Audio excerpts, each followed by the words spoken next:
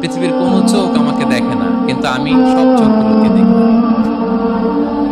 তিনি দৃষ্টির আয়ত্তে নন, দৃষ্টি তার আয়ত্তে, বরং দৃষ্টিগুলো তার আয়ত্তে। তাকে দেখা যায়, কিন্তু আল্লাহ তাআলাকে দেখা না গেলেও তাকে অনুভব করা যায় কি যায় না?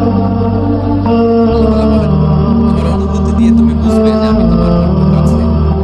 যে আয়াত দিয়ে আমি শুরু করেছি, আল্লাহ তাআলা বলছেন, ওয়া ইযা সাআলাকা ইবাদি ফাইন্নী করিব।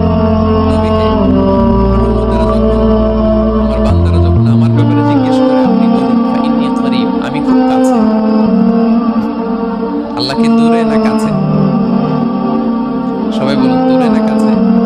বরং দৃষ্টিগুলো তার আয়ত্তে, তাকে দেখা যায়, কিন্তু আল্লাহ তাআলাকে দেখা না গেলেও তাকে অনুভব করা যায় কি যায় না? আল্লাহ তাআলা বলেন, তোমার অনুভূতি দিয়ে তুমি বুঝবে যে আমি তোমার বড় কাছে। যে আয়াত দিয়ে আমি শুরু করেছি, আল্লাহ তাআলা বলছেন, ওয়া ইযা সাআলাকা ইবাদি ফাইন্নী করিব। নবী হে, উম্মতেরা যখন, আমার বান্দারা যখন আমার ব্যাপারে জিজ্ঞেস করে, আপনি বলুন ফাইন্নী করিব, আমি খুব কাছে। আল্লাহ কি দূরে না কাছে? সবাই বলুন, দূরে না কাছে? আমি ফাইন্নী করিব, আমি কাছে। উজিবু দাওয়াতাদ দাঈ ইযা দাআন। কেউ যখন আমার কাছে দোয়া করে যায়, আমি তার ডাকে সাড়া দিই। আল্লাহ বলেন, তোমার এই ধমকের সাহায্য তোমার যত কাছে, আমি আল্লাহ তোমার তার চাইতে বেশি কাছে।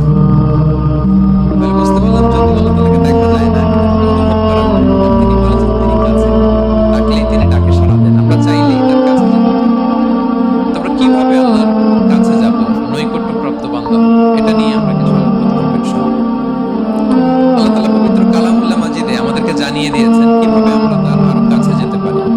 এই ফর্মুলাটা কি, এই ইনস্ট্রাকশনটা, এই গাইডেন্সটা আল্লাহ তাআলা আমাদেরকে জানিয়ে দিয়েছেন। তিনি বলেছেন, কোরআনে আল্লাহ তাআলা বলেছেন, ওয়াসজুদ ওয়াকতারিব। যদি তোমরা আমার কাছে আসতে চাও, তাহলে তোমরা সিজদায় লুটিয়ে পড়ো। ফর্মুলা পেয়ে গেছি না? আল্লাহর কাছে যেতে হলে সিজদায় লুটিয়ে পড়তে হবে। আপনি সিজদায় চলে গেলেন, তো আপনি আল্লাহর কাছে চলে গেলেন।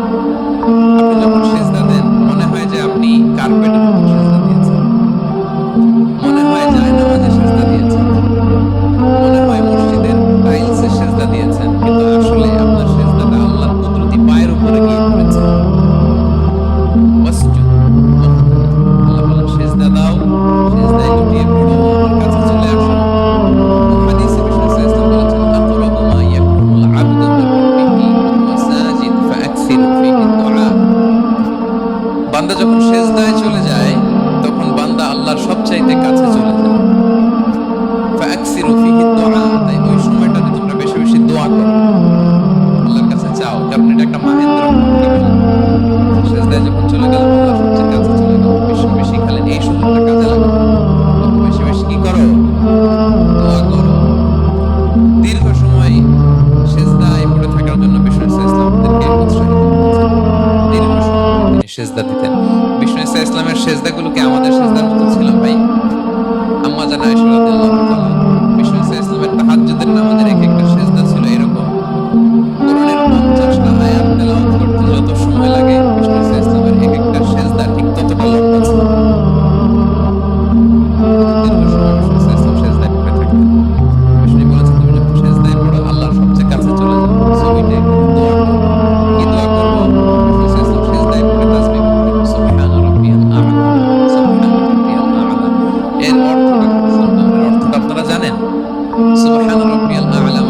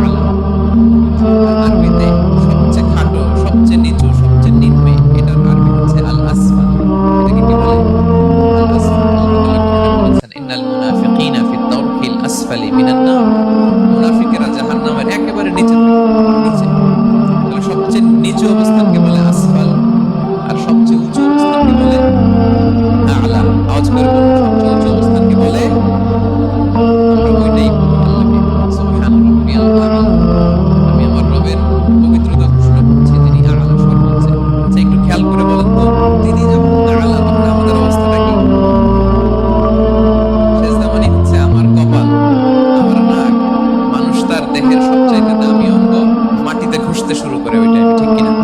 মানে আমার ইগো, আমার অহংকার, আমার দাম্ভিকতা সবকিছু ছেড়ে ফেলে দিয়ে আমি আমার সর্বোচ্চ সাবমিসিভনেস, লয়ালটি, আনুগত্য, হাম্বলনেস, বিনয় আল্লাহর কাছে দেখাচ্ছি। সেজদায় আমরা যত ছোট হই এর চেয়ে ছোট আর পাওয়া যায় না। সেজদায় আমরা যতটা বিনয়ী হই একটা মানুষ এর চেয়ে বিনয়ী আর হতে পারে না। এই তো নামাজ শুরু করলাম, আল্লাহু আকবার।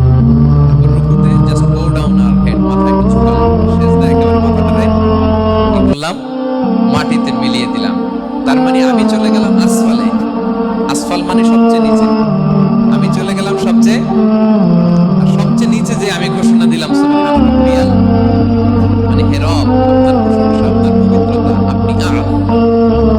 আল্লাহ, আমি আর নিজেকে এর চেয়ে তুচ্ছ করতে জানি না, এর চেয়ে ছোট আর করতে পারি না। আমি আমার নিজেকে উজাড় করে দিলাম, সবচেয়ে ছোট, তুচ্ছ, নগণ্য করে তার সামনে উপস্থাপন করে আমি ঘোষণা দিচ্ছি সুবহান রাব্বিয়াল।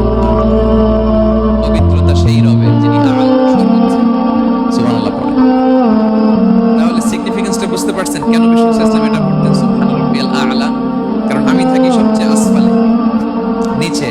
আর তখন আমি ঘোষণা দেই, glory be to Allah, the most high, the most high, the most high, আ'লা। আল্লাহ, আমি একেবারে নিচে, কিন্তু তুমি হচ্ছ আ'লা।